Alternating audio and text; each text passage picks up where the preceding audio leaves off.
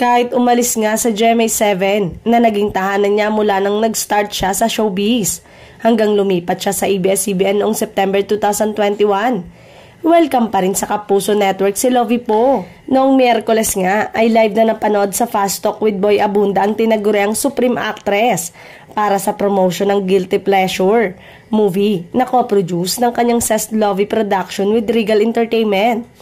That day, napanood muna si Lovie Poe sa It's Showtime na umere nga sa GMA7 at GTV ng GMA Network. Sabi ni Miss Rosel Monteverde, Regal Entertainment, walang naging problema sa pagpapabook nila ng mga guesting ni Lovie sa ibang shows ng Kapuso Network.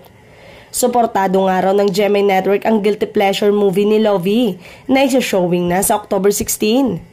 Si Miss Lilibet Razonable na Senior Vice President for Entertainment Group ay pinuntahan, binati at pinanood pa ang guesting ni Lovie. Isa nga si Miss Lilibet sa mga naging malapit kay Lovie noong parte pa ang actress-singer ng Kapuso Network. Actually, mismong si Miss Lilibet ang nag-post ng pictures nila ni Lovie na kuha sa set ng talk show ni Kuya Boy.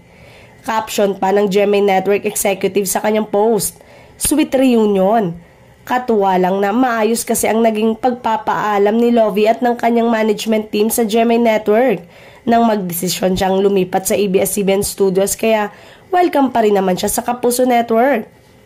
At ang sweet din na talagang pinayagan si Lovie na makapag-promote ng Guilty Pleasure sa Kapuso. In fairness, Lovie didn't burn bridges nang iwanan niya ang GMA Network at lumipat sa Kapamilya.